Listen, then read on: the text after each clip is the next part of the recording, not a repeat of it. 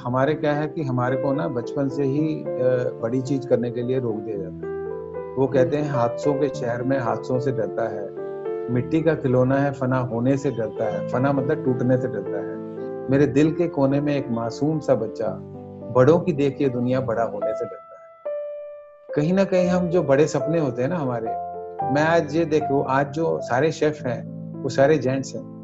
एक मिथ था कि लेडीज अच्छा खाना बनाती है। तो कई चीजें जो है वो मिथ जो है तोड़े जाते हैं कि जिसका जो शौक है या जिसका जो है, आज किसी कोई फोटोग्राफी में जाना चाहता है, आज कोई सिंगिंग में जाना चाहता है तो उसको जाने देना चाहिए। आज कोई गेम्स में जाना चाहता है तो जाने देना चाहिए। पहले क्या होता था, वही कहते थे पढ़ोगे लिखोगे तो बनोगे नवाब, खेलोगे कूदोगे तो होगे खराब। तो ऐसा कुछ नहीं, आई थिंक सो हमें आज की जनरेशन को ये मौका देना चाहिए।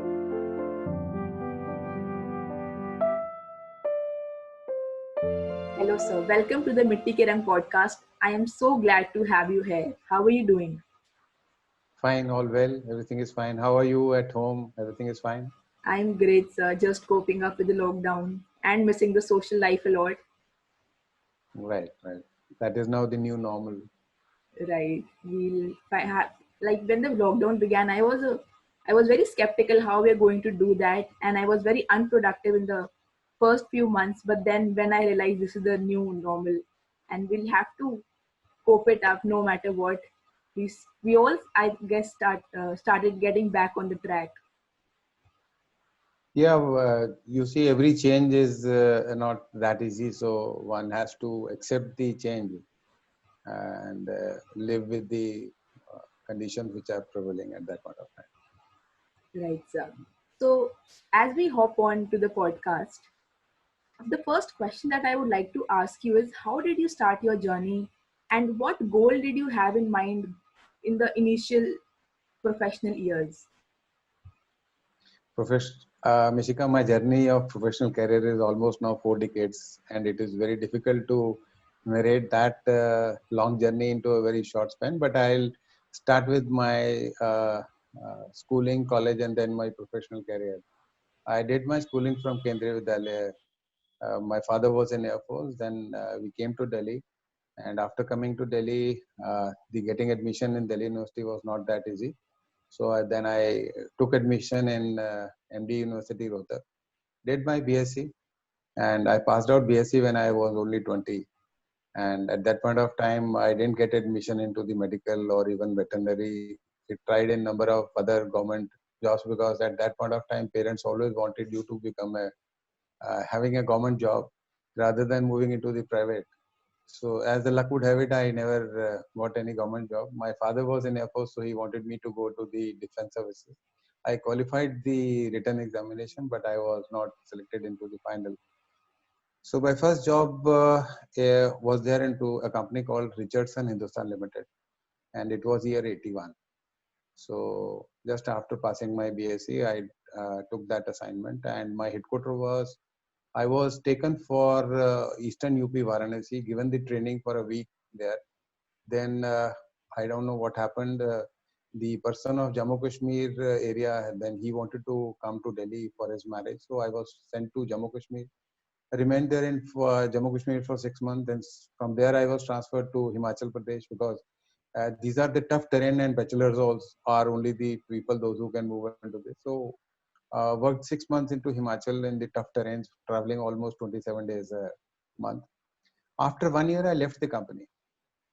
I left the company because there was no handholding, there was no proper training about the sales. And I was feeling little dejected that I am feeling. I'll come to it how I overcome that. And I was unemployed for 3 months. I came back to Delhi from Shimla and remained at home for 3 months. And I did my introspection that what went wrong because I am not a metal for becoming a doctor or a veterinary doctor or a defense officer or a government job. So what went wrong? So I looked at my strength. I did my self introspection and realized that public speaking and meeting with public and having because at that point of time I read the Dale Carnegie book, How to Influence Friends and Win People. So that I did it. So I was more confident about and have winning friends, influencing people. That kind of a thing was there into my mind. So Then again, I bounced back and I got a job in a company called Bajaj Electrical. I from 82 to 2000 for 18 years I worked there. And let me tell you, in 18 years I got 17 promotions. And I worked so hard that I said that now I have to bounce back and I have to prove to the world that this is the line where I can prove myself. And in sales, you can prove your results by numbers very fast. And in that career also, it was like a sales job, so no more major training was given. But after 15 years, after around 15 years of my job, I was doing the routine kind of a job. I was sent to a training program by Shiv Khera, and that was a 3-day program in a Mauritius Sheraton hotel. And the day selected was 30th, 31st, and 1st. And for sales, these are the closing days. So I went there, and that was the transformation of my life. That there I realized that how you have to invest in yourself, that your earning is directly proportionate to your learning, and you have to invest on yourself. Then I started reading books. I started making notes of it, and then I started sharing things with other people. And from there, I realized that this is a very short period for us to be on this earth, and unless we learn from the other people failure or successes, we won't be able to experiment everything at our own end. So from then, I this is the part of the journey that in the company where I am working as a president for the last, I am now in the company for the last 16 years, and success has been a part of it. And here in this company, one good thing has been taught is that think big, act fast, don't fear, and invest on yourself, and be a team player. So this has been a success journey of 40 years. So the area where I failed, I again bounced back into that area and proved to the world that this is the area where I can come and win. Absolutely, sir. Sir, so फिर over the 40 years getting transferred from Jammu and Kashmir to Himachal and working in various companies, तो क्या major learnings थी which you would like to share with us? Mishika, the major learning in the dealing is basically in B schools. They teach you B2B, B2C, B2B, B2C, business to business, business to customer. It's basically a new terminology called as P2P. It's all people to people. Right. You see, when you are young, when you are an engineering graduate and you come into the field, your technical skills are going to make you a difference. Like if you're working in HCL or you're working with Infosys, working with TCS, there the technical skills are required. There the people skills are not required, because you are in front of a laptop, in front of a computer, showing your skills of the technicality 85%, and 15% you correlate with your peer group or subordinate, that what they are going, how they are spending their time, whether they are focusing on their work or not. But as you grow top into the leaders, most of the people, they get confused between a manager and a leader. You see, today people don't want to get managed. Earlier, the MBAs were not there, so companies were mostly focusing on managing the people. Now, most of the people, those who have come to the organization, they are either the graduate from engineering graduate, and then they are have done their own MBA before they join, so they know how to manage things. Leadership is basically people management, and it's very difficult skill to learn. Very easy to say that you handle the people. So managing a big team requires basically people management, and it's a tough job. You have to focus on the listening power, and you have to have your sixth sense that what does the person actually is going through. So in the leadership also, we spend more of our time discussing some family issues, his personal things, what is going on, what happened yesterday. You see, we have 8 hours in our office, and we spend 15-20 minutes on the last day, what has happened, or is the family fine, is your health fine, is your wife fine, how are the children. There are many issues which people in the professional career, they can't discuss in family. So what happens? People take their family problem to office, and their office problem to the family, and there you don't get solved. So if you have a good leader who is taking care of you, you see, I give you the most, in many cases, I give you example of Japan. In Japan, the person who joins the company, he retires from there. because they say if you have anything to prove in this organization rather than going into other organization and then telling I have done this, I have done this, I have done this. So you have to invest on the people, man. Right. So, sir, talking a bit more about the leadership aspect of the of your journey and profession. So, what are the things that people often forget while they are managing a large group of people, say 50 or 100 or even more than that? And what makes a person a good leader? Yeah, Mishika, I'll tell you some of the attributes of a good leader. You see, when we go to school for 14 years and college for 6 years, we are not taught how to do a collaborative kind of working. We are taught, no, you do yourself, you work for you, you don't share anything with your friends or any other thing. So we are not taught. And when a person comes into professional career, he's being monitored on his own personal growth. So if at the age of 25 or 27 he joins a company, and for 5-10 years he's like a single person working for himself. So leadership qualities, by the time he is given the role of a leader, he doesn't know what is leadership. And there are many companies those who go don't even train converting a manager to a leader. You see, managing a thing, a small group is very easy. So one of the attributes of a good leader is basically that he should be having the professional knowledge of his field. Because if you are on the top and you don't have the professional knowledge, like I'll give you an example of Dr. Manmohan Singh. He was not a politician. He was a bureaucrat. So he was given the position of a prime minister, and he basically was not able to do right kind of a justice. You see, the other person who is the current prime minister, he knows the qualities which are required for the professionally. He's a politician, so he knows how to handle which state election he needs to handle, which language he want to use. So you should have a professional knowledge. The second thing is that you should have a decision making and responsibility. When I say decision making and responsibility, is basically that if at all he has failed, he should be bold enough to accept that this is my failure.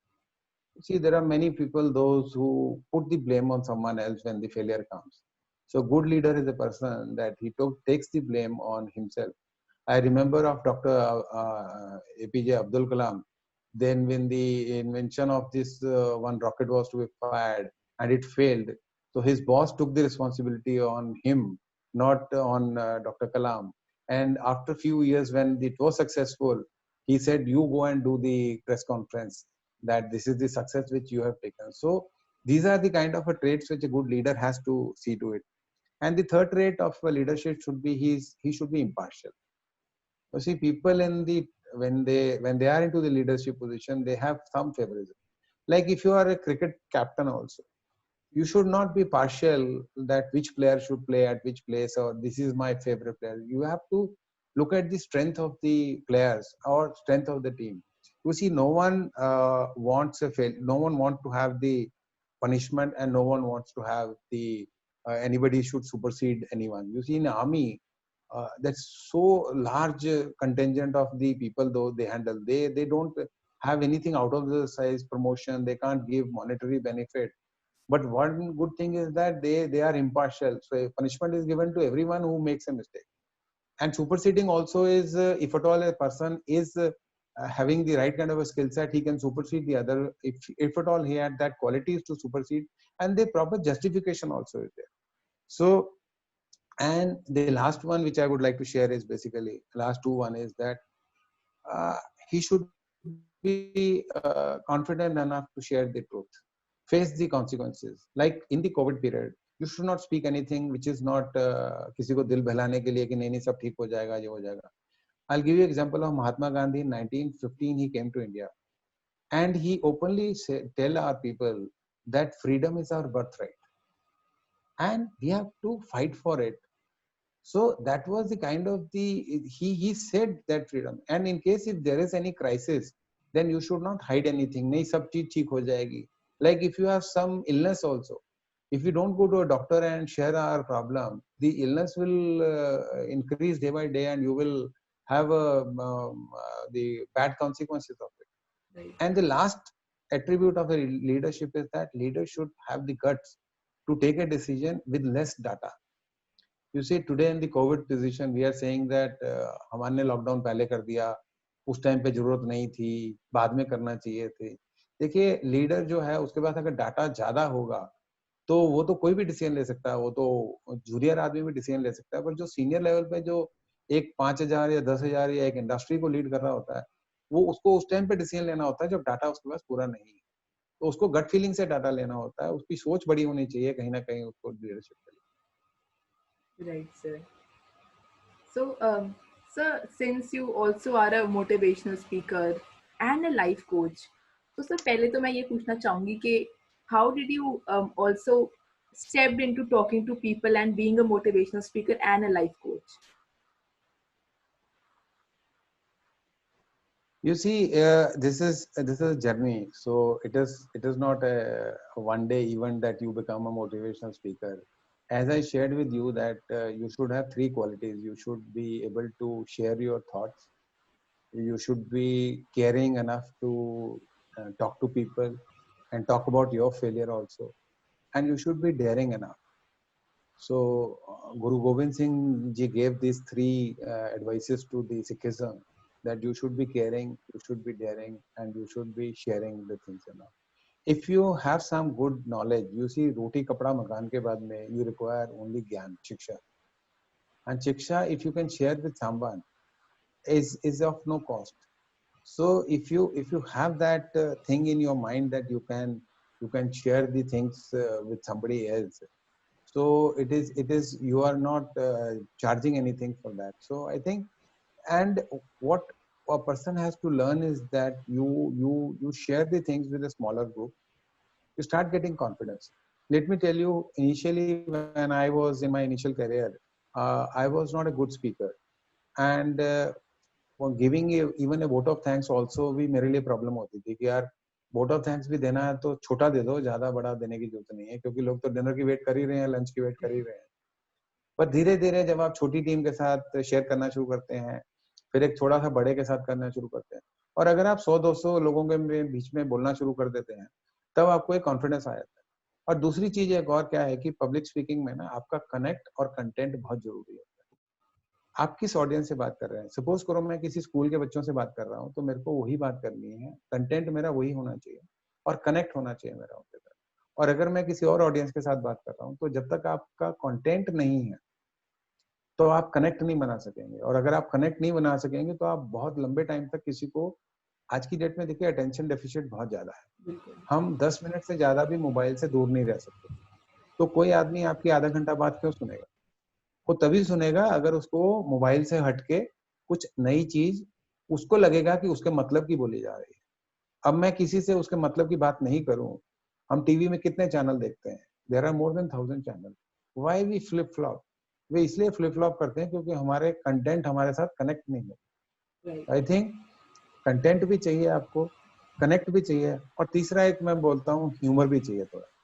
देखिए वो फिर मैं आऊंगा कि doctor Manmohan Singh type की जो थोड़ी सी जो मोनोटोनस काइंड ऑफ स्पीच जो है वो नहीं लोगों को अच्छी लगती. लोगों को वो अच्छा लगता है भाई और बहनों, मित्रों, उस तरह से लोग कनेक्ट होना चाहते हैं, थोड़ा ह्यूमर भी चाहते हैं. इतना बोरिंग लाइफ हो गई. और देखिए हमारे ना एक हार्मोन सिक्रेट होता है डोपामिन, जब हमें कोई खुशी मिलती है. अनफॉर्चुनेटली क्या हो रहा है कि हमें छोटी छोटी खुशियां हम सुबह ही मोबाइल पर ढूंढनी शुरू कर देते हैं. व्हाट्सएप कौन सा आया, कौन सा चुटकुला आया, कौन सा टिकटॉक आया. तो होता क्या है कि हमें आज की डेट में जब अच्छी खुशी मिलती है तब वो डोपामिन सिक्रेट ही नहीं होता, क्योंकि ऑलरेडी वो छोटी छोटी डोजेज में दिन में 10-12-20 बार ही निकल चुका होता है. पहले क्या होता था कि हम लोग कभी दिन में 2-3 बार ही हंसते थे या किसी बात पे हंसते थे, अदरवाइज अपना जो है काम करते रहते थे. आज की डेट में हम 15 मिनट बाद मोबाइल पे देखते हैं, यार कोई नया मैसेज तो नहीं आया, कोई नया व्हाट्सएप तो नहीं आया. क्यों, हमें वो छोटी छोटी खुराक चाहिए. तो आई थिंक तो आज की डेट में हमें देखना चाहिए कि हमें फोकस करना चाहिए कि हम केयर करें, शेयर करें और डेयर करें. Right, sir. That is very beautifully put. In fact, that is also something I admire about the Prime Minister, about how voracious speaker he is. और the मैं power ऋषिका he मैं बताता हूँ, देखिए हमारे क्या है कि हमारे को ना बचपन से ही बड़ी चीज करने के लिए रोक दिया जाता है। वो कहते हैं बिल्कुल हादसों के शहर में हादसों से डरता है, मिट्टी का खिलौना है फना होने से डरता है, फना मतलब टूटने से डरता है। मेरे दिल के कोने में एक मासूम सा बच्चा बड़ों की देख के दुनिया बड़ा होने से डरता है। कहीं ना कहीं हम जो बड़े सपने होते हैं ना हमारे, मैं आज ये देखो आज जो सारे शेफ हैं वो सारे जेंट्स हैं। एक मिथ था कि लेडीज अच्छा खाना बनाती है। तो कई चीजें जो है वो मिथ जो है तोड़े जाते हैं कि जिसका जो शौक है या जिसका जो है, आज किसी कोई फोटोग्राफी में जाना चाहता है, आज कोई सिंगिंग में जाना चाहता है तो उसको जाने देना चाहिए। आज कोई गेम्स में जाना चाहता है तो जाने देना चाहिए। पहले क्या होता था वही कहते थे, पढ़ोगे लिखोगे तो बनोगे नवाब, खेलोगे कूदोगे तो होगे खराब। तो ऐसा कुछ नहीं, आई थिंक सो हमें आज की जनरेशन को ये मौका देना चाहिए। देखिए हमारे पेरेंट्स और हमारे grand parents they have lived through a sacrifice and compromise. आजकल की जो बच्चे हैं उनको हर चीज मिल रही है, they have born into the yes age. जो भी चीज मांगते हैं उनको मिलती है, पेरेंट्स उनको लाके देते हैं। पहले लिमिटेशन थी तो पेरेंट्स अफोर्ड भी नहीं कर सकते थे और बच्चे मांगते भी नहीं थे क्योंकि उनको पता था कि भाई घर में नहीं है। मैंने सारी जिंदगी सेकेंड हैंड बुक से पढ़ा, पर आजकल के बच्चे जो हैं वो ट्यूशन भी जाते हैं, वो सब कुछ उनको सपोर्ट सिस्टम सभी चीज है और माँ बाप जो चीज मुंह से मांगते हैं उसको दे देते हैं। आई थिंक बच्चों के लिए एक बहुत अच्छा एनवायरनमेंट है इंडिया में कि वो एक अच्छी शिक्षा प्राप्त करें। और मैं तो ये कहता हूँ कि you should improve your learning every day so that your earning is improve. Because क्या है, हम 20-25 साल पढ़ने के बाद में हमें किताबों से ना बड़ा वो डर लगना शुरू हो जाता है, छोड़ो किताबें कौन पढ़ेगा, किताबें तो बहुत पढ़ ली। I think so every day you should invest 1 hour on you for reading और लर्निंग, ताकि आप जो है कोई ना कोई नए चैलेंजेस को handle absolutely sir, I agree. जो चीजें किताबें सिखा सकती हैं वो आई डोंट थिंक सो कोई हम टेक्नोलॉजी या लैपटॉप या इन सब के थ्रू सीख सकते हैं। करें। जी। So, sir, talking about a different aspect of your life, that is, how do you think the marketing or the growth strategies have transformed over the year? And what future do you see in marketing? इसी marketing और sales में तो पहले क्या होता था, it was 1 to 1 जाना पड़ता था, डीलर होते थे, डीलर चैनल ही होता था, एक होलसेल चैनल होता था, उस पे लोग जाते थे, 1 to 1 होता था। तो लोगों को लगता था कि रिलेशनशिप अगर है तो उससे माल बिक जाएगा। कंपनी की भी कुछ स्ट्रेंथ होती थी, कुछ रिलेशनशिप होती थी, कुछ टूल यूज किया जाता था कि भाई क्रेडिट का टूल कर लेते थे लोग कि चलो हम उधार दे देते हैं, वो कर देते हैं। But I think so over the last 5-10 years, the marketing has changed a lot. And one major change which has come up is the digital world. You see, हमने पहले कभी ये मोबाइल के थ्रू कभी बाइंग करी नहीं थी, digital कभी था नहीं, ई कॉमर्स कभी था नहीं, कभी MFR नहीं था, मॉडर्न फॉर्मेट स्टोर नहीं थे, कभी मॉल्स नहीं थे। I remember first day when I went to mall almost 10 years back or more than that. So I decided that I will not buy anything. I'll just go and have a walk along with my children and घूम फिर के आ जाएंगे। You won't believe that उस दिन हमने 1,000 रुपए की shopping करी, और ये मैं 15 साल पहले की बात कर रहा हूँ। और हुआ क्या है कि जो चीज दिखती है वो आदमी इंस्टेंटेनियसली बाई करना शुरू कर देता है। उसको लगता है कि नहीं ये मेरे घर पे होनी चाहिए, ये होनी चाहिए। तो आई थिंक मॉल्स में अगर आप देखें, मॉल्स में पहले फूड कोर्ट नहीं होते थे, अब वो फूड कोर्ट भी होने लगे। तो डिजिटल मार्केट ये ई कॉमर्स पे इतना ज्यादा हो गया कि आज की डेट में अगर आपको दूध चाहिए, ब्रेड चाहिए, कुछ भी चीज चाहिए आपको, और अमेजोन ने तो इतना कर दिया कि हर रोज घर पे चाहे पोस्टमैन आए ना आए, अमेजोन का कुरियर जो है वो जरूर आता है। तो आई थिंक और मार्केटिंग में जो कंपनीज जो डीलर चैनल के थ्रू भी डील कर रही हैं, जैसे हमारी जैसी कंपनी में, उनमें भी क्या हो गया कि जो retailers and dealers have now learn the technology. देखिए उनकी जो पहली जनरेशन थी वो टेक्नोलॉजी से भी शायद नहीं थे, पर अब जो उनके बच्चे आ गए साथ में, तो उनको ये पता है कि कंप्यूटर के बिना पे दुकानदारी चलेगी नहीं। तो छोटे छोटे दुकानदारों ने भी कंप्यूटर्स लगाने शुरू कर दिए, और हमारे सारे ऑर्डर्स आजकल जो हैं वो कंप्यूटर्स पे आते हैं।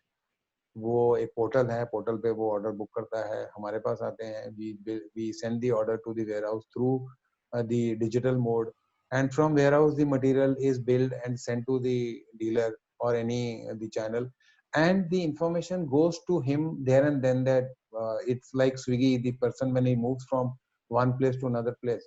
तो उसमें कम्युनिकेशन इतना ज्यादा क्लियर होता जा रहा है कि आपको कहीं झूठ बोलने की संभावना नहीं रहती। पहले काफ़ी लोग जो हैं वो इतना ज़्यादा बीच-बीच में झूठ भी बोलते थे कि भई ये ऐसे हो रहा है, वैसे हो रहा है, अभी माल चल रहा है, अभी अभी हमने भेज दिया, अभी ये कर रहे हैं, वो कर रहे हैं। बट आई थिंक सो अभी इतना क्लियर हो गया कि कम्युनिकेशन और जो उसको चाहिए वही मिलता है। अदरवाइज़ कम्युनिकेशन में कई बारी गलत सुनाई भी देता है। कोई 8 बोलता है, किसी को 60 सुनाई देता है, कोई 15 बोलता है, उसको 50 सुनाई देता है। कोई आइटम का कोड जो है वो अलग होता है।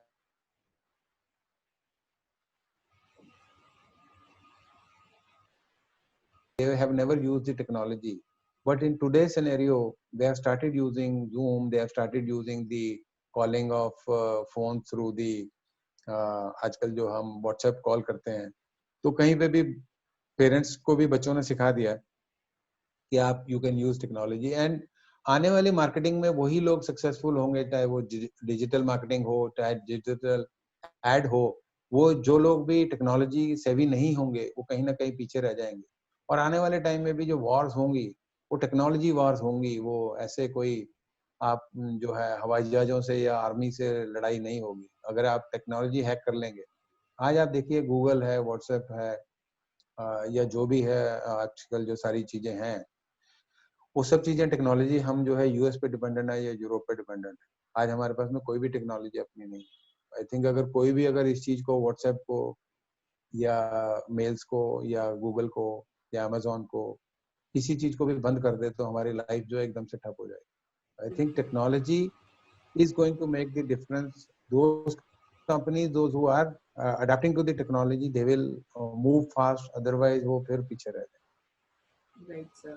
तो sir, आपकी क्या piece of advice है for the young students or the professionals who want to build a career in marketing or sales? देखिए मार्केटिंग एंड सेल्स में एक या लाइफ में देखिए everyone is a sales person. मैं कहता हूँ anybody who is selling a product idea और सर्विसेज इज सेल्स पर्सन। माँ जब बच्चे को दूध पिला रही होती तभी भी सेलिंग कर रही है। बेटा दूध पी ले, शाहरुख खान बन जाएगा, अमिताभ बच्चन बन जाएगा, गब्बर सिंह बन जाएगा, तू पी ले दूध। आज पॉलिटिशियन भी जो आज कुछ करते हैं तो वो भी सेलिंग कर रहे हैं। आज एक डॉक्टर जब अपने कस्टमर को देखता है वो भी सेलिंग कर रहा है। कोई अगर वकील है वो भी सेल करता है, तभी उसको क्लाइंट मिलता है। तो हमें ये देखना चाहिए कि in life everyone is a sales person. Sales में पहली बात ये है, या सेल्स में या वैसे भी लाइफ में उसको एक चीज का पता होना चाहिए कि उसको फेल होना है। देखिए जब हम स्कूल में 14 साल जाते हैं या 6 साल कॉलेज में जाते हैं तो हम फेल नहीं होते कभी। बहुत कम बच्चे होते हैं जो फेल होते हैं। आजकल के तो मेरे को बच्चों के नंबर देख के हैरानगी होती है कि मेरे तो 58% मार्क्स ही थे कॉलेज में और स्कूल में। आजकल तो 58 वाले को शायद फेल ही मानते होंगे। 58 तो आते ही नहीं किसी के, सारे 70 से ऊपर जाते बिल्कुल। हैं। तो हम स्कूल को भी कॉलेज में फेल नहीं हुए। तो जब हम लाइफ में आएंगे ना तो पहली चीज ये एक्सेप्ट कर लीजिए कि आप लाइफ में फेल होंगे। आप 10 में से 8 बार ही फेल होंगे। वो फेलियर इज अ प्रोसेस। देखिए सेलिंग में रिजेक्शन इज अ प्रोसेस। आपको 10 कस्टमर के पास जाओगे तो 8 कस्टमर शायद आपको एक्सेप्ट ही नहीं करेंगे, आपकी बात ही नहीं सुनेंगे। आप देखो टेलीकॉलिंग में कितने लोग आपको फोन करते हैं और कितने लोगों को आप सुनते हो। आप 100 में से शायद 5 लोगों को भी सुनते नहीं हो। बिल्कुल। 95 लोगों को आप कहते हो नहीं नहीं ठीक है छोड़ो, मैंने नहीं लेना है, नहीं लेना। फिजिकली भी ऐसे होता है। When you go to a customer, उसकी जब नीड, इंटरेस्ट और कंसर्न ही नहीं है तो आप क्यों लेगा? आई थिंक सो एक ये जो रिजेक्शन का है ना, और हम सब लोग फेलियर से डरते हैं। हमें लगता है कि नहीं अगर मैं फेल हो गया तो मेरे में कोई कमी है। तो दिस इज अ प्रोसेस। तो मैं यही एडवाइस करता हूँ कि कहीं ना कहीं ऑब्जेक्शन हैंडलिंग भी आपको आनी चाहिए और फेलियर हैंडलिंग भी आपको आनी चाहिए। और एक एक जिसको कहते हैं ना कंटिन्यूअसली जो है परसिवरेंस होना चाहिए आप में, कि आप कोशिश करते रहिएगा कि कैसे करना है, तभी जाके आप करेंगे। Right sir. इनफैक्ट मैं एक टेड टॉक सुन रही थी कुछ दिनों पहले which said कि failure is not the opposite of success but an inevitable part of success. It is a part of success. It is a part of success. और देखिए ट्रेनिंग भी आप लेते हैं ना, जो ट्रेनिंग भी कई कंपनियां साल में एक बार ही किसी को ट्रेनिंग देती हैं, तो वो ट्रेनिंग इज एन इवेंट। वो इवेंट नहीं है, इट्स अ प्रोसेस।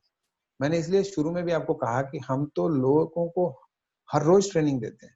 आप अगर डिस्कशन मेरे साथ भी कर रही हैं तो अगर शायद कोई एक चीज आपको अच्छी लगती है तो आप लर्निंग ले सकती हैं। बिल्कुल। आप कोई ऐसा रोल मॉडल नहीं होता। और देखिए पीपल मैनेजमेंट में मैं उस दिन सुन रहा था अपना इनका विनीत नैयर जो एचसीएल के हेड रहे हैं पहले, तो उन्होंने बताया कि वो नोएडा के ऑफिस में एक बार उनके पास जर्मन आए थे कुछ, और जर्मन जो है वो उनकी कोई प्रेजेंटेशन उन्होंने हमारे से सुननी थी आईटी के बारे में, और वो 7 घंटे की प्रेजेंटेशन थी। तो वो जब आए बैठे रिसेप्शन पे थे तो वो आपस में बात कर रहे थे कि यार हमने ना बैंगलोर की कंपनी, नाम नहीं लिया उन्होंने, बैंगलोर की कंपनी को हमने ऑटो फ्रीज कर दिया है, यहाँ तो हम ना ऐसे देखने आए हैं कि क्या है क्या नहीं एचसीएल में, क्योंकि एचसीएल उस टाइम पर उतनी बड़ी कंपनी शायद नहीं थी पहले आईटी में। तो सुन रहे थे, तो रिसेप्शनिस्ट ने उनको ये कहा कि सर मैंने आपकी बात सुन ली, पर मेरे को लगता है कि जो लोग प्रेजेंटेशन दे रहे हैं उन्होंने 7 दिन से सोए नहीं है, और उनकी आप प्रेजेंटेशन पूरी देखिएगा और देखने के बाद में आप डिसीजन लीजिएगा कि आपने बैंगलोर को ऑर्डर देना है या यहाँ देना है, क्योंकि मैंने सुन लिया आपने क्या कहा है। तो उन्होंने फिर वो प्रेजेंटेशन सुनी पूरी, और ऑर्डर उन्होंने एचसीएल को दिया, और बाद में उन्होंने विनीत नैयर जी को ये बोला कि जो आपकी रिसेप्शनिस्ट है ना, इसने हमारे को इम्प्रेस कर दिया कि उसका अगर इतना ट्रस्ट था कंपनी में, और उसका इतना ट्रस्ट था कंपनी में कि उसको ये कॉन्फिडेंस था, ट्रस्ट था कि हमारा प्रोडक्ट अच्छा है, तो उसने हमें सुनने पे विवश कर दिया, और हमने सुनने के बाद में देखा कि आपकी कंपनी में मेरिट जो है वो बैंगलोर की कंपनी से ज्यादा। तो मैं इसलिए कहता हूँ कि देखिए एक ऑफिस में चाहे रिसेप्शनिस्ट हो चाहे पीएन हो, वो हर आदमी इम्पोर्टेंट है पीपल मैनेजमेंट के लिए। अगर पीएन ही आधा घंटा चाहे लेट ले आएगा तो एमडी अगर बैठा है तो बैठा रहेगा, उसका टाइम वेस्ट हो रहा है ना। बिल्कुल। आई थिंक पीएन का भी परफॉर्मेंस मैटर करता है ऑर्गेनाइजेशन में। हम कई बार क्या होता है कि उन लोगों को अंडरराइट कर देते हैं कि नहीं नहीं ये तो पीएन है, हम शायद उसको अपने नाम से भी नहीं बुलाते, और हर आदमी अपने नाम से जाना जाता है। अगर आप उसको ही पूछ लोगे या गार्ड से पूछ लोगे how are you, Ramesh ji क्या हाल है आपके, तो क्या घिस जाएगा। बिल्कुल सर, ये छोटे छोटे एक्शंस किसी का दिन बना सकते हैं और किसी को बना इम्पोर्टेंट फील सकते हैं, करा बना सकते हैं। सकते। जी जी। तो सर यू कहना योरसेल्फ। आसान है पर इम्प्लीमेंट करना मुश्किल होता है। कह सुनते तो सभी हैं, पर बिल्कुल। होता क्या है कि फिर आदमी कहते हैं नहीं यार ये तो बोला था, मेरे को क्या करना है, वो तो उस दिन मैंने सुना था, करना चाहिए, पर छोड़ो ना क्या करते हैं। तो सर हम अपनी रोज की लाइफ में इतने एनग्रॉस्ड होते हैं कि इन सब चीजों को इम्प्लीमेंट करना तो दूर, इनके बारे में सोचते भी नहीं है कभी कभी। मिशिका मैं बताता हूँ, हमारे ऑफिस में करीब करीब 1000 लोग हैं।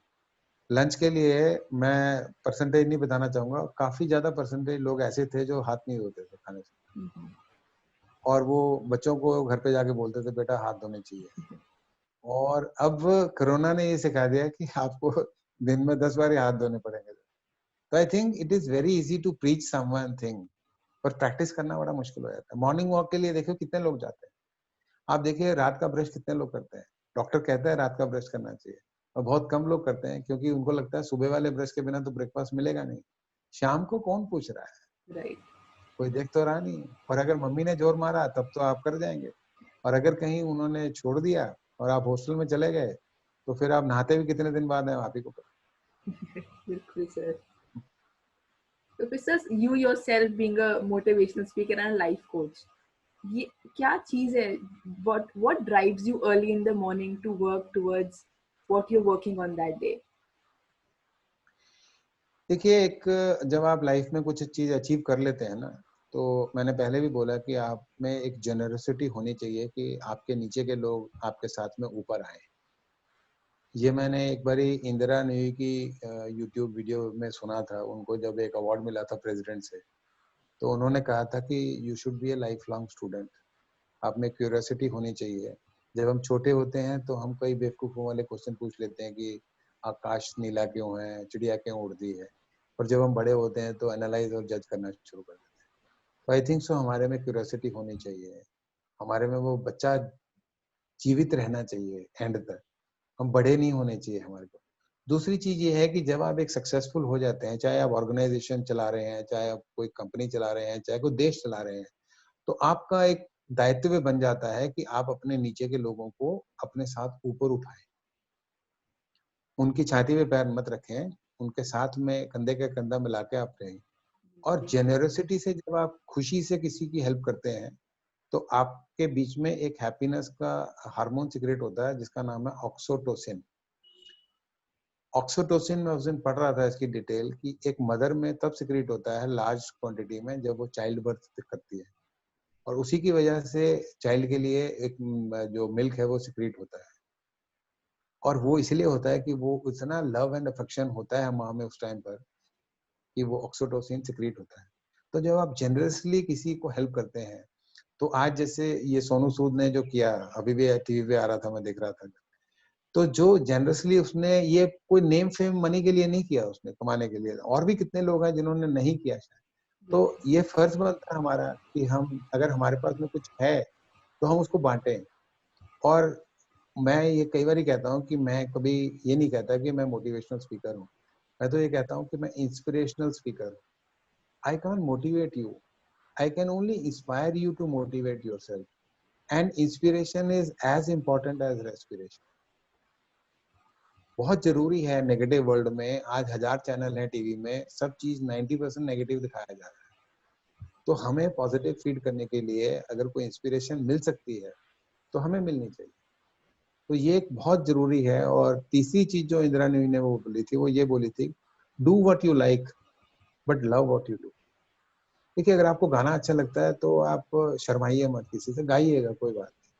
और लोग धीरे धीरे आपको रियाज करा के आपकी आवाज ठीक हो जाएगी। अगर आपको कुकिंग अच्छी लगती है, अगर आपको लगता है कि फोटोग्राफी में आपका शौक है, तो उस शौक को मारो मत। देखिए, वैसे ही हम पढ़ाई लिखाई में इतने प्रेशर में रह जाते हैं कि हमें लगता है कि हमें अभी सेटल होना लाइफ में। सेटल होने का मतलब है कि अच्छी नौकरी मिलनी और शादी हो जानी।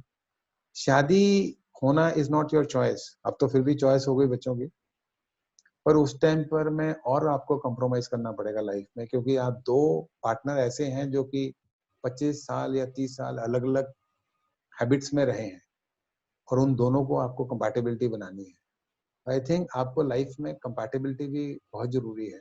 हम ऑर्गेनाइजेशन में जो लोग आते हैं, जो एक्सपीरियंस वाले लोग आते हैं, उनको ये बोलते हैं कि ऑर्गेनाइजेशन आपके हिसाब से चेंज नहीं होगी, आपको उसके हिसाब से चेंज होना है। जैसे एक लड़की जब शादी होकर दूसरे के घर में जाती है, वो चेंज नहीं कर सकती। उस घर के जो रीति रिवाज हैं, उस घर के जो संस्कार हैं, उस घर का जो सिस्टम है, उस घर के सिस्टम के हिसाब से उसको एडजस्ट होना पड़ता है या कॉम्प्रोमाइज करना पड़ता है। और वो कोई गलत नहीं होता, उसको शुरू शुरू में अलग लग रहा होता है। ऐसे ही जो लोग ऑर्गेनाइजेशन में आते हैं, उनको लगता है कि नहीं नहीं यार, मैं उस ऑर्गेनाइजेशन में तो ये कर रहा था, इसको ऐसे करना चाहिए, उसको वैसे करना चाहिए। अगर हम सारी खिचड़ी पका देंगे तो वो खाना ठीक बनेगा नहीं। I think compatibility is more important then competence. देखिए, कॉम्पिटेंस तो हर किसी में है। आपने अगर ग्रेजुएशन कर ली, पोस्ट ग्रेजुएशन कर ली, तो आप में कॉम्पिटेंस है काम करने। और लोग जो ऑफिस में आते हैं तो काम करने आते ही आते हैं ना। ये तो आप में पता, आप में वो होना चाहिए कि आप कितना उसमें से जूस को एक्सट्रैक्ट करते हैं। देखिए, संतरे में तो जूस है ही है, उसको निकालोगे तो आपके हाथ में ना, निचोड़ोगे तभी निकलेगा ना। अदरवाइज उसको छोड़ दोगे तो वो तो खराब हो जाएगा, वो तो आप खा भी नहीं सकोगे उसको। आई थिंक पीपल मैनेजमेंट में, एंड में फिर आऊंगा उस पर, कि people management is one of the skill which is required. आप देखिए, कंट्री का प्राइम मिनिस्टर क्या करते हैं, he is also basically the he is doing the people management. बहुत ही ब्यूटीफुली आपने इस चीज का आंसर दिया with some very real life और रियलिस्टिक एग्जांपल्स। तो सर, मैं ये पूछना चाहूंगी आपसे कि what is the best advice you have ever got from a colleague और a senior, be it in your personal life और your professional life, that you would like to share with us today? देखिए, मैंने life में कोई एक role model नहीं रखा, और जो भी जिससे अच्छी चीज मिलती थी वो लेते गया। लाइफ में if you want to become a good human being, मैं इसीलिए कहता हूँ, मैं कई अपने जो सेमिनार करता हूँ उसमें बोलता हूँ कि I have not done engineering but I have done human engineering. Human engineering is the most difficult thing to do. उसमें एक और चीज होती है कि you should be open enough to take a feedback. देखिए, आपको अपने बारे में सब चीजें अच्छी अच्छी लगती है, फीडबैक जो देगा, अच्छा फीडबैक तो आपका जूनियर देगा ही देगा। और आपके पास में कुछ ऐसे लोग होने चाहिए जो आपको क्रिटिकली बताएं कि आप क्या गलत कर रहे हैं। मैं शुरू शुरू में जितने मेरे वीडियोस होते थे या ऑडियो टॉक होती थी, वो मैं रिकॉर्ड करके सुनता था। और उसमें से जैसे आज जो फिल्म बनती है ना, तो उसमें सेंसर कमेटी बैठती है, वो कुछ भी डिलीट कर सकते हैं उसमें। तो हमारी भी आज भी जो हम अभी स्पीच बोल रहे हैं, आप कुछ चीजें इसकी एडिट करेंगे तो कुछ चीजें ऐसी होंगी जो शायद नहीं जरूरत है उसकी। तो आपको एक फीडबैक मैकेनिज्म मिलना चाहिए कि आप क्या गलत कर रहे हैं, और उसके लिए आपका आप में वो शक्ति होनी चाहिए कि आप वो सुनिएगा। और दूसरी एक और चीज है कि आप में एक क्वालिटी होनी चाहिए, लर्निंग फ्रॉम योर जूनियर्स। वो एमबीए का फुल फॉर्म हम कई बार कहते हैं कि मुझे बहुत आता है। हर आदमी ये सोचता है कि उससे ज्यादा नॉलेज किसी को नहीं है। भगवान ने उसी को गर्मी की छुट्टियों में बनाया था, बाकी सब तो जो है ठेके पे बन गए। तो आप अपने जूनियर से सीखने की अगर आप में एक श्रद्धा है या उसको लगता है, देखो गुरु का मतलब क्या होता है? गुरु का मतलब होता है रिमूवर ऑफ डार्कनेस। और आपसे छोटा भी गुरु हो सकता है। आज मेरे को अगर कंप्यूटर नहीं आता और मैं किसी यंग बच्चे से पूछता हूँ या कुलीग से पूछता हूँ या मेरे बच्चों से भी खुद पूछ लेता हूँ कि बेटा इसको कैसे करना है, तो उसमें मेरे को कोई शर्म की बात नहीं है। एक ईगो तो हल्की सी दिमाग में आती है, अटकती है कि मैं क्यों पूछ रहा हूँ उससे और वो क्या सोचेगा कि इनको इतना भी नहीं आता, ये इस पोजीशन पे हैं और इनको कंप्यूटर के बारे में शायद इतनी नॉलेज नहीं है जितनी मेरे को है। तो देखिए, जो जिसका स्किल सेट है, मछली अगर तैरना सीखती है तो पेड़ पे नहीं चढ़ सकती। हर किसी का स्किल सेट अलग-अलग होता है। तो आई थिंक जो जिसका स्किल अच्छा हो, उसमें से लेना चाहिए। तो दो ही एडवाइस है। पहली बात है कि फीडबैक मैकेनिज्म होना चाहिए और क्रिटिकली फीडबैक आपको मिलना चाहिए कि आप क्या इम्प्रूव कर सकते हैं। अगर अब मैं हम बात कर रहे हैं, अगर हमारा कोई थर्ड आदमी जो हमें एडिट करेगा, तो वो देखेगा कि हमने क्रिटिकली कहाँ गलती करी है। और वो अगर जब तक हमें नहीं पता लगेगा तो हम रिपीट करते जाएँगे वो गलती आने वाले कितने भी टाइम। पर वो हमारे दोनों में से कभी भी ये हमारे को में वो नहीं इच्छा होगी कि हम वो तीसरा जो एडिटर है उससे पूछें कि कहाँ पर हमने गलती करी। आई थिंक फीडबैक मैकेनिज्म होना चाहिए and learning from your juniors, वो आप में श्रद्धा होनी चाहिए। और लास्ट में मैं बोलता हूँ, you should be a good storyteller. देखिए, Yes, sir. Stories sells, text only tells. आज बिल्कुल। आर्किमिडीज प्रिंसिपल है या पाइथागोरस थ्योरम है, वो हमारे कहाँ यूज हो रही है? पर आज हेयर एंड टॉर्टोइस की स्टोरी है, आज चाहे वो मंकी एंड कैप की स्टोरी है, आज चाहे एक थर्स्टी क्रो की स्टोरी है। ये सारी स्टोरीज हमारे को याद हैं क्योंकि हमारे को जो है वो दादी या नानी ने या माँ ने सुनाई थी और हमारे को वो जहन में हमारे बिल्कुल फंसी हुई हैं कि हमें आज भी पता है कि थर्स्टी क्रो का क्या मतलब होता है, कि उसको मेहनत करनी है, तिनका डालना है बारी बारी, तभी पानी ऊपर आएगा। तो उसका मॉरल भी हमारे को बहुत क्लियर हो जाता है। I think you should B a good story teller, क्योंकि अगर कुछ आता है आपको और अगर आप उसकी भावनाओं को प्रकट ही नहीं कर सकते, आज जैसे हम बात कर रहे हैं, तो जब तक वो एक स्टोरी बन के नहीं आएगी, तो पिक्चर क्या होती है? पिक्चर भी तो एक स्टोरी होती है। स्टोरी तो एक होती है, पर स्टोरी को अगर सुनाने वाला सही ना हो और उसको एक्ट करने वाला सही ना हो, तो वो स्टोरी देखने कौन जाएगा? वो तो बुक्स में स्टोरी बहुत लिखी हुई है। बिल्कुल सर। अब जैसे for example when you were talking I had this constant attention towards what you were saying and always expecting कि sir और बताइए so I believe this is a very important and amazing and rare quality I saw in someone. वही क्या है ना, देखिए अगर content सही होगा तो आपका रहेगा, अटेंशन रहेगी कि चलो हम बात करते हैं।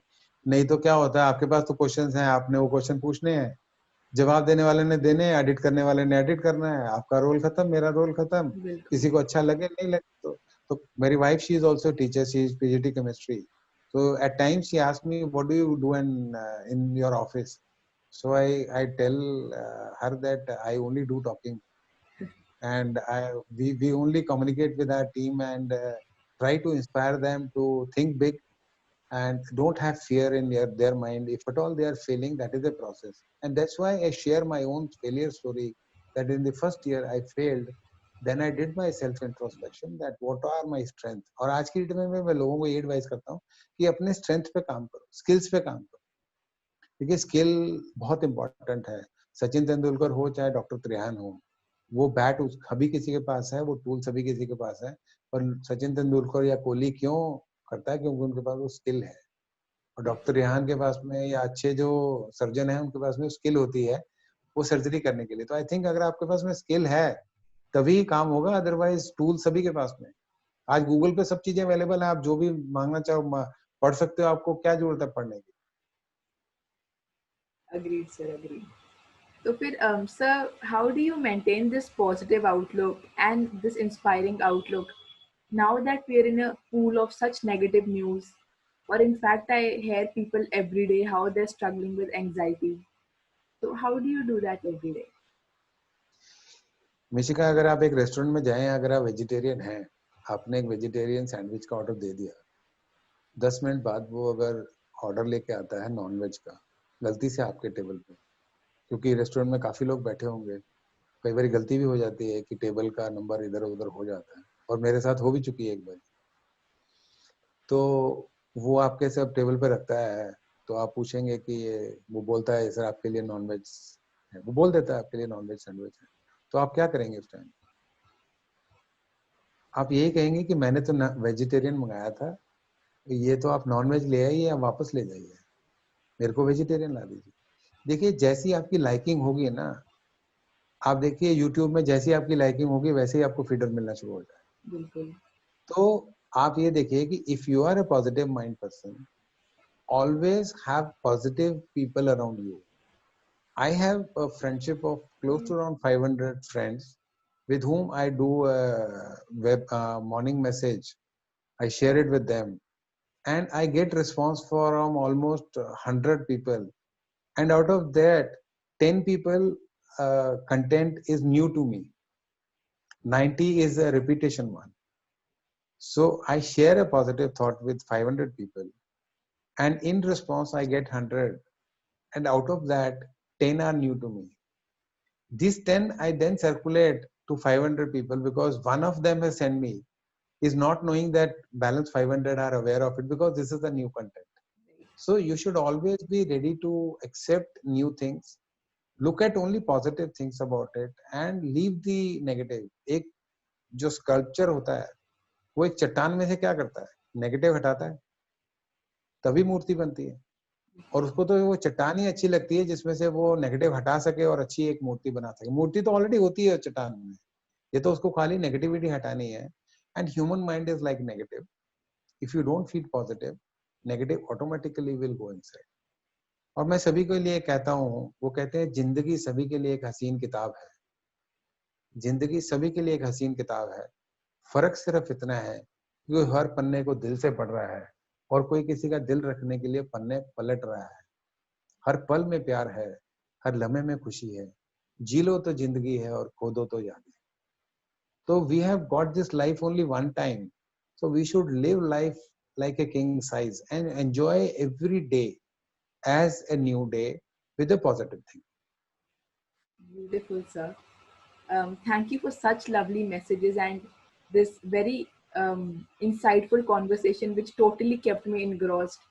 मैं बिल्कुल ही बह गई थी सर कॉन्वर्सेशन में, and at the end of every answer I was expecting you कि सर हाँ और बताइए और बताइए.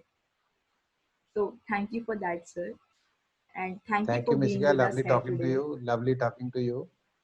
Have a safe, healthy life.